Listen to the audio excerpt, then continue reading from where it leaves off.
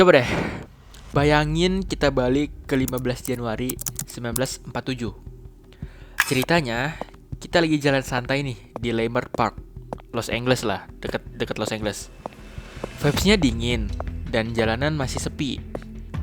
Tiba-tiba, di tengah rumput, kita melihat sesuatu tergeletak berwarna putih. Sebagai orang awam, pikiran kita pasti, ya paling cuma manekin atau boneka rusak lah gitu kan. Karena penasaran, kita mendekat lah tuh kan. Dan saat kita benar-benar melihatnya dari dekat, itu bukan boneka. Itu adalah dua potongan tubuh manusia yang sudah tidak bernyawa. Dan tanpa kita sadari, kita baru saja membuka salah satu kasus pembunuhan paling misterius dalam sejarah Amerika. Jasad itu adalah milik seorang wanita bernama Elizabeth Short.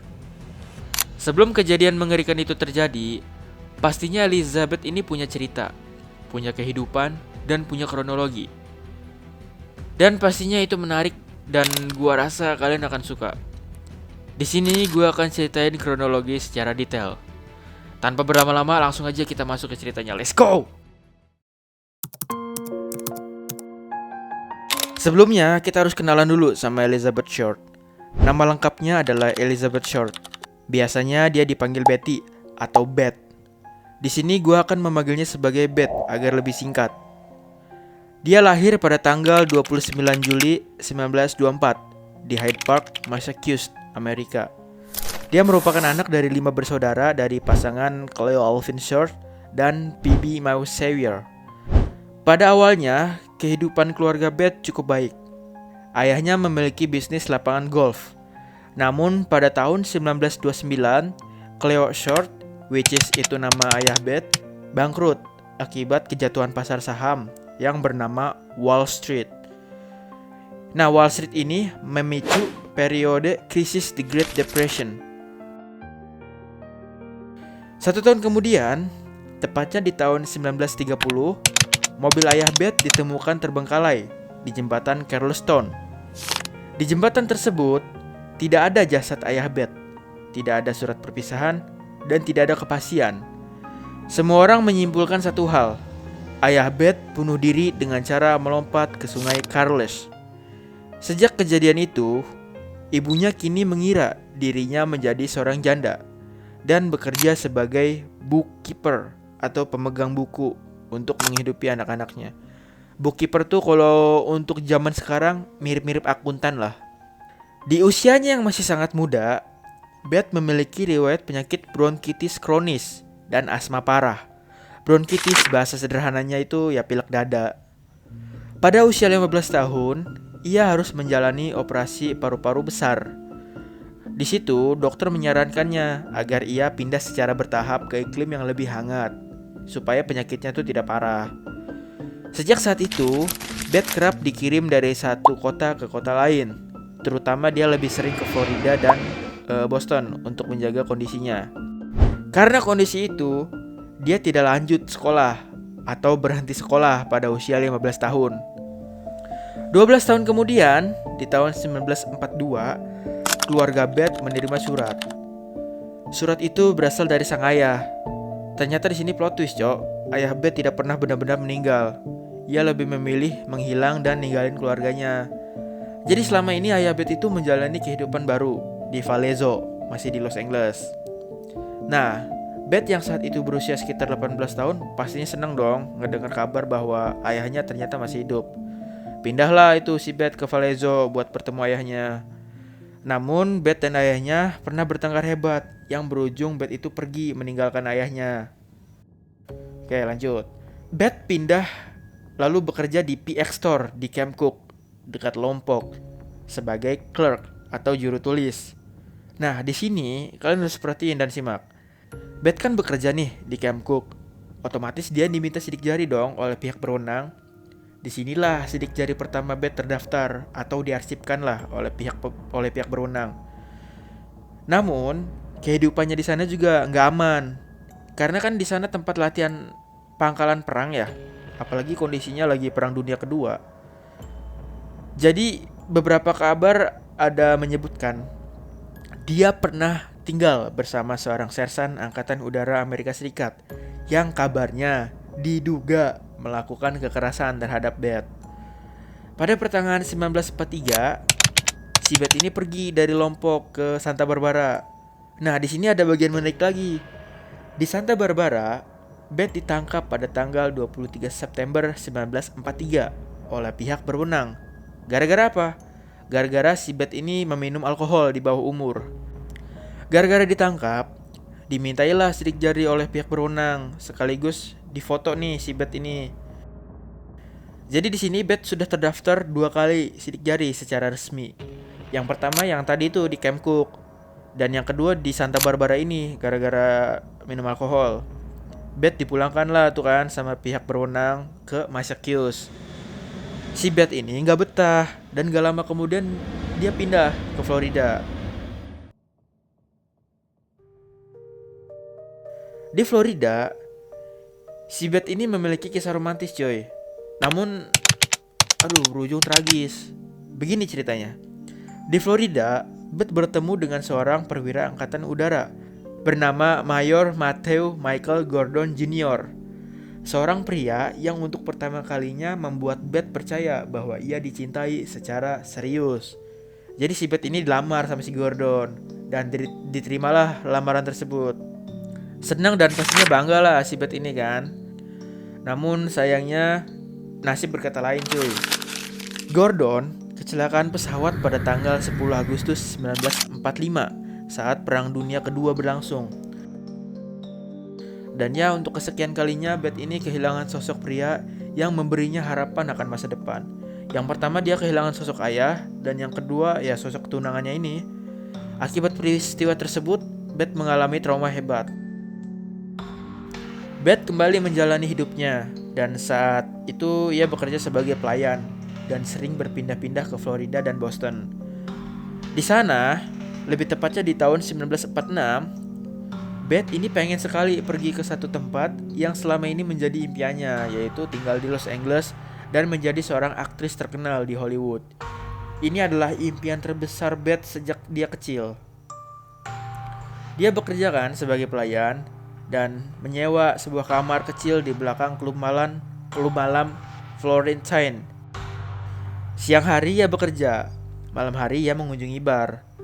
Dia bertemu orang-orang industri hiburan kan, dan berharap suatu hari namanya dikenal. Jadi dia itu semacam mencari koneksi lah dan mencari relasi.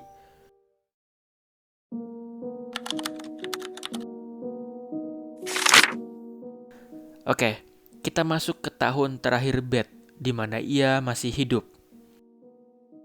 Pada awal Januari 1947, Beth sedang berada di San Diego.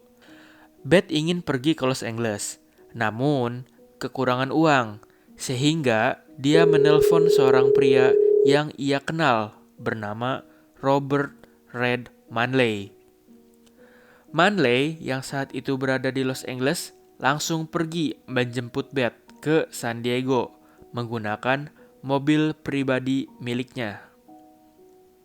Sedikit info, Manley merupakan seorang salesman keliling yang sudah menikah. Namun, Manley juga berpacaran dengan Beth. Oke, lanjut. Manley tiba di San Diego sekitar tanggal 8 Januari 1947. Setelah sampai di sana, Manley dan Beth pergi ke Los Angeles. Karena perjalanan panjang, Manley beristirahat dan menginap bersama Beth di sebuah motel daerah Laguna Beach. Menurut Manley, mereka hanya tidur dan beristirahat di tempatnya masing-masing. Tidak ada hubungan romantis atau sejenisnya. Ya, maksudnya ngerti lah ya kalian ya. Oke, lanjut. Dan keesokan harinya, di tanggal 9 Januari 1947, Beth dan Manley melanjutkan perjalanan ke Los Angeles. Sesampainya di Los Angeles, Manley lalu menurunkan Beth di Hotel Biltmore. Beth bilang ke Manley bahwa dia ingin menemui saudarinya yang sedang berkunjung dari Boston. Namun naasnya itu merupakan tanggal terakhir kali Beth terlihat hidup.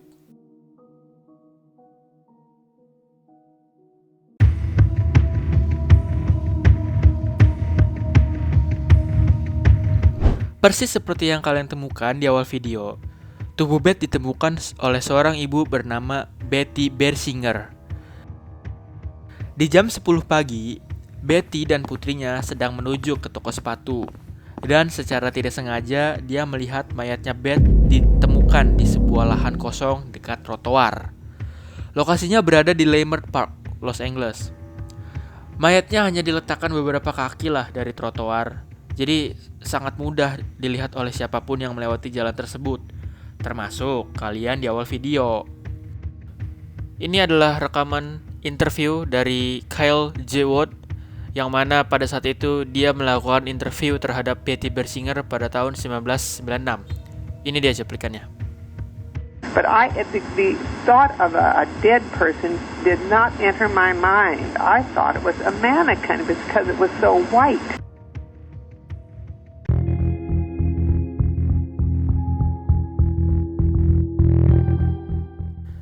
Nah, kita masuk ke investigasi. Di sini gue akan lebih sering menggunakan kata dugaan. Kenapa? Ya sederhananya supaya gue tidak terlihat overclaim lah ya. Oke, lanjut. Dari hasil otopsi, kepolisian menemukan bahwa potongan tersebut bukan sembarangan.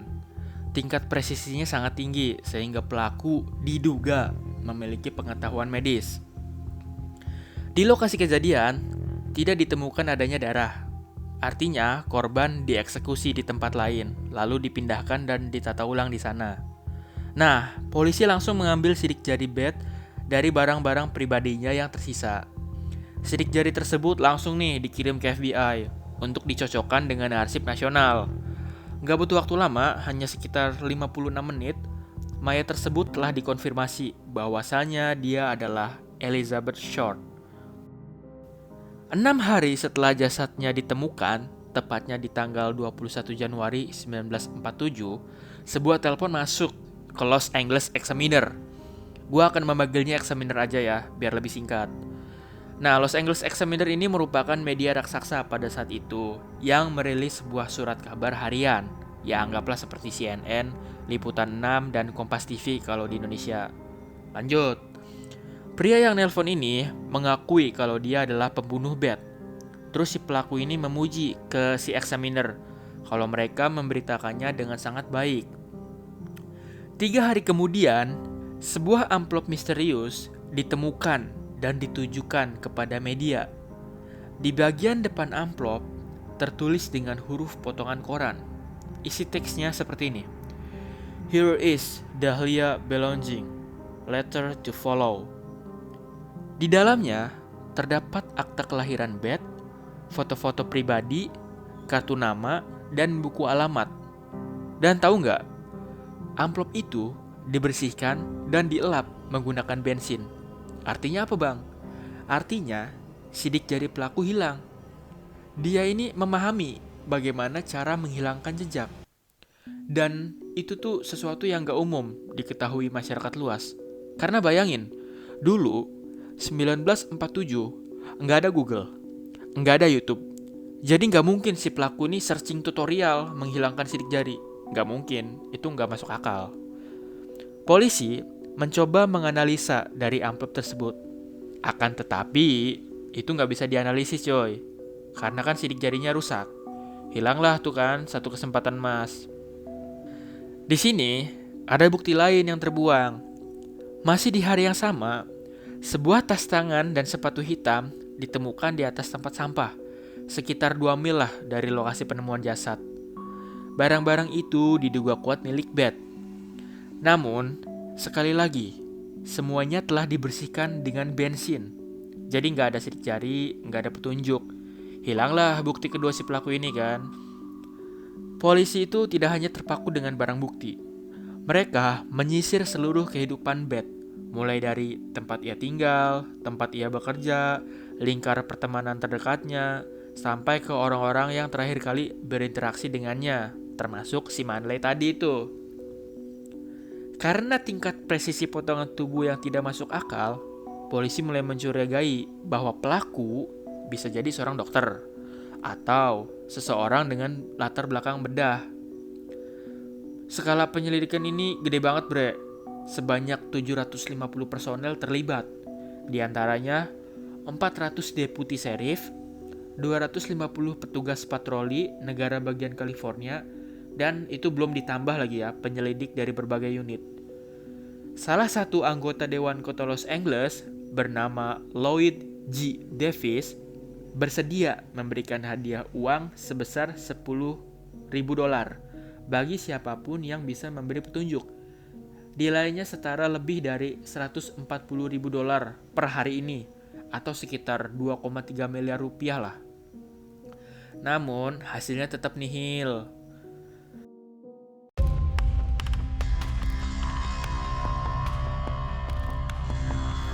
Ada beberapa orang yang diduga terlibat dalam kasus ini. Bukan sebagai tersangka resmi, tapi lebih ke nama-nama yang sering dibahas lah oleh penyelidik, peneliti, atau media pada masanya. Disclaimer lagi, gue akan banyak pakai kata diduga, karena memang gak ada bukti kuat yang bisa menetapkan siapapun sebagai tersangka hukum yang final. Jadi langsung aja, inilah nama-nama yang diduga pernah menjadi tersangka. Dugaan pertama, Robert Red Manley. Seperti yang di awal video tadi, dia adalah orang terakhir yang diketahui melihat Beth. Si Manley ini menurunkannya di Hotel Biltmore. Karena dia dekat dengan Beth kan, polisi langsung lah tuh kan menaruh curiga kepada Manley. Tapi kecurigaan itu cepat melemah. Gara-gara apa? Gara-gara Manley ini lulus tes poligraf. Setelah pemeriksaan intensif, dia akhirnya dibebaskan. Lanjut, kedugaan kedua. George Knowlton. Tuduhan ini Tuduhan terhadapnya muncul puluhan tahun setelah kasus Black Dahlia. Bukan dari polisi, tapi dari putrinya sendiri yang bernama Janice Knowlton. Janice mengklaim bahwa ingatan masa kecilnya kembali, dan ia menuduh ayahnya terlibat dalam pembunuhan Beth. Menurut ceritanya, Beth pernah tinggal sementara di properti keluarga mereka, dan ia menyaksikan kekerasan yang berujung pada kematian Beth. Namun, seluruh klaim ini tidak pernah punya bukti fisik atau saksi. Penyidik veteran Black Dahlia secara terbuka menyatakan bahwa cerita Janice tidak selaras dengan fakta penyelidikan manapun. Karena nggak ada bukti yang menguatkan George Knowlton, akhirnya dianggap sebagai tersangka yang tidak kredibel. Dugaan ketiga, Mark Hansen. Dia pemilik klub malam yang cukup dikenal di Los Angeles pada era itu. Dan Beth memang sempat tinggal di salah satu properti yang terhubung dengannya. Hansen menjadi salah satu dugaan karena namanya muncul di buku alamat milik Beth yang kemudian dikirimkan secara anonim kepada media dan polisi. Ia juga termasuk orang yang kenal cukup dekat dengan Beth pada periode terakhir sebelum kematiannya. Sehingga penyelidik menganggap ini perlu diperiksa. Namun, setelah diperiksa, tidak pernah ditemukan bukti fisik, saksi, atau petunjuk yang menghubungkan Hansen dengan pembunuhan. Ia memiliki alibi, dan sehingga akhir hayatnya tidak pernah didakwa atau dinyatakan terlibat secara resmi dalam kasus ini. Dugaan terakhir, George Hodel. Dia adalah seorang dokter yang cukup dikenal dan cukup berpengaruh di Los Angeles pada era 1940-an.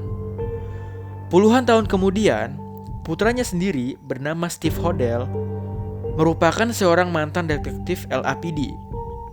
Steve ini melakukan penyelidikan mandiri. Maksudnya dia ini tidak dibayar atau disuruh oleh pihak berwenang. Steve menuduh ayahnya sebagai pembunuh Beth melalui bukunya berjudul Black Dahlia Avenger yang terbit pada tahun 2003. Tidak ada bukti resmi yang menunjukkan bahwa Hodel mengenal Beth secara pribadi. Namun Steve meyakini bahwa pembunuhan itu terjadi di rumah keluarga mereka yang terkenal di Southern House, dekat Hollywood.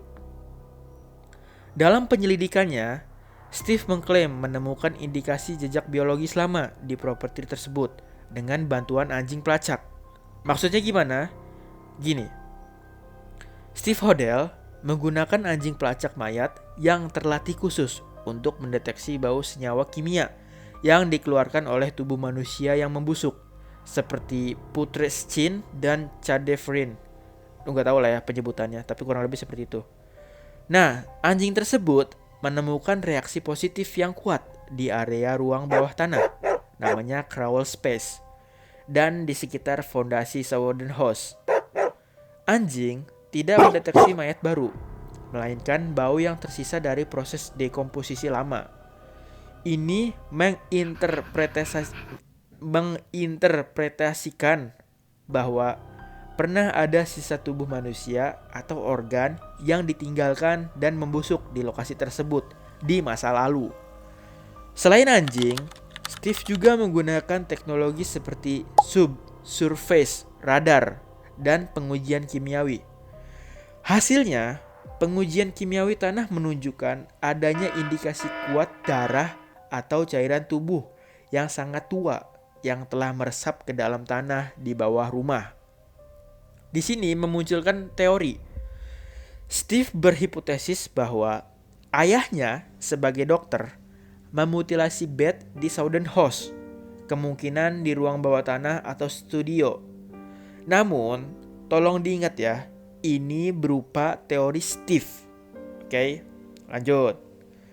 Ia juga berpendapat bahwa presisi mutilasi pada tubuh Beth hanya mungkin dilakukan oleh seseorang dengan latar belakang medis. Itu kan dugaan dari anaknya. Sekarang kita masuk ke dugaan menurut pihak kepolisian. Menurut pihak kepolisian, keahliannya di bidang medis dianggap sesuai dengan tingkat presisi mutilasi korban.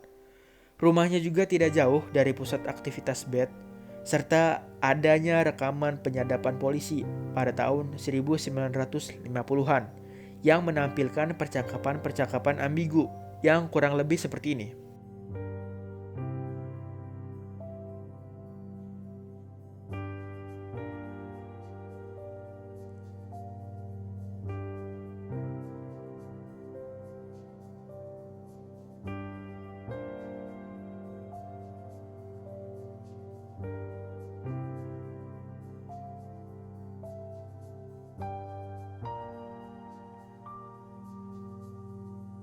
Percakapan itu masih diperdebatkan tentang keasliannya dan maknanya.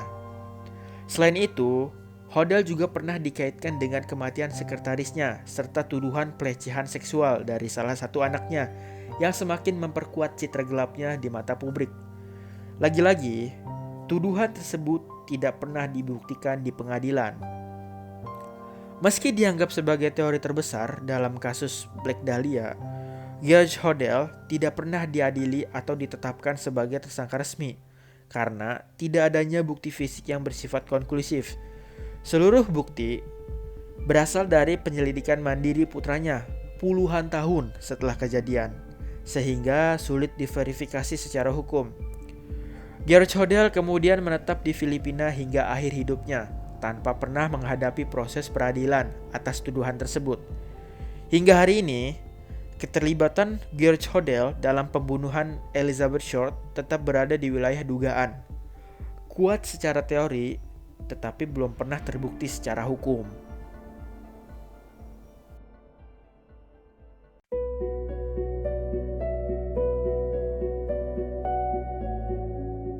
Kasus ini tidak pernah terpecahkan hingga sekarang. Bukan karena polisinya tidak bekerja ya, tapi karena terlalu banyak faktor besar yang saling menumpuk dan saling merusak satu sama lain. Gini penjelasannya. Yang pertama, forensik masih lemah. Pada tahun 1947, ilmu forensik dan teknologi investigasi kriminal masih sangat terbatas. Bukti fisik seperti sidik jari dari amplop dan barang milik korban banyak yang rusak atau tidak bisa dianalisis secara maksimal. Polisi saat itu tidak memiliki alat yang cukup kuat untuk mengunci identitas pelaku secara ilmiah. Yang kedua, tekanan media yang sangat besar. Kasus ini langsung menjadi sorotan nasional. Media memberitakannya secara masif dan sensasional. Pembunuh bahkan berinteraksi langsung dengan media, mengirim surat dan barang bukti. Tekanan publik memaksa polisi bergerak cepat, tapi justru malah mengganggu fokus penyelidikan. Dan yang terakhir, pengakuan palsu yang berlimpah. Kalau kalian ingat di pertengahan cerita tadi, Lloyd G. Davis, anggota Dewan Los Santos itu kan memberi hadiah. Nah, dari situ banyak orang-orang yang ngaku, wah saya pembunuh Beth, saya pembunuh Dahlia, saya ini segala itu gitu kan. Mereka ini bukannya ngebantuin gitu kan, nyari petunjuk, malah menghambat kinerja polisi.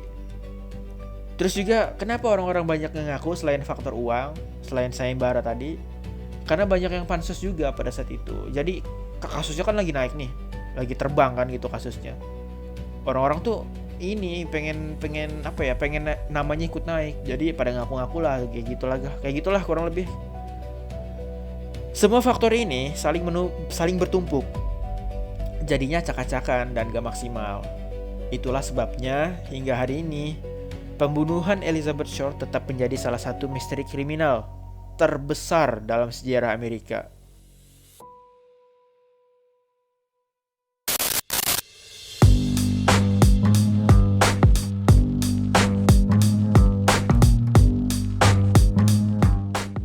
Sebenarnya, kasus Black Dahlia ini sering dijadikan referensi oleh industri hiburan. Dan gue cukup yakin 80% dari kalian pasti pernah dengar di antara ini yang akan gue sebutkan. Yang pertama, The Black Dahlia Murder. Grup band metal ini didirikan di Amerika Serikat pada tahun 2001. Sesuai dengan nama bandnya, sudah jelas terinspirasi dari kasus nyata yang tidak terpecahkan, yaitu Black Dahlia. Yang kedua, GTA 5, Leonora Johnson. Ini yang gue bilang kalian mungkin tahu. Kalau kalian pernah main GTA 5, mungkin pernah dengar Easter egg tentang Letter Scrap. Sebuah potongan surat yang tersebar di seluruh map GTA 5. Jika kalian mengumpulkan 50 surat, kalian akan membuka misi rahasia yang berjudul Stranger and Freaks. Di misi tersebut, akan diperlihatkan siapa yang membunuh Leonora Johnson. Menurut GTA 5 Wiki, Easter egg ini terinspirasi dari kisah nyata, Black Dahlia.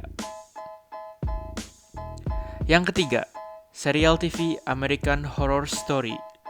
Di season 1 episode 9 yang berjudul Spooky Little Girl, di situ memperlihatkan tentang karakter bernama Elizabeth Short yang berakhir tragis. Mirip seperti yang kita bahas sebelumnya, mungkin penggemar AHS pasti tahu episode ini. Yang terakhir, The Black Dahlia. Seperti cuplikan yang sempat gue perlihatkan di pertengahan video, film The Black Dahlia yang rilis pada tahun 2006 ini merupakan film fiksi yang diangkat dari novel. Judulnya juga sama, yaitu The Black Dahlia. Novel ini karya dari James Ellroy yang rilis pada tahun 1987. Dan tahu nggak, fakta tragisnya adalah ibu James Ellroy yang bernama Geneva Hilliker Ellroy juga merupakan korban pembunuhan pada tahun 1958 yang sampai sekarang masih tidak diketahui siapa pembunuhnya. Ironisnya, ini sangat mirip dengan kasus Black Dahlia. Itu juga alasan kenapa James Ellroy membuat novel tersebut, karena ada kemiripan yang tidak disengaja. Kenapa film tersebut dianggap fiksi? Bukankah diangkat dari kisah nyata? Gua nggak akan spoiler, tenang aja. Jadi, meski nama tokohnya sama, ada ketidaksesuaian antara film dan kejadian nyata. Itu memang dibuat sengaja oleh produser film itu sendiri. Ya, intinya gitulah. Terima kasih banyak telah meluangkan waktunya untuk menonton video perdana gua ini. Sampai jumpa di kasus berikutnya. Dadah.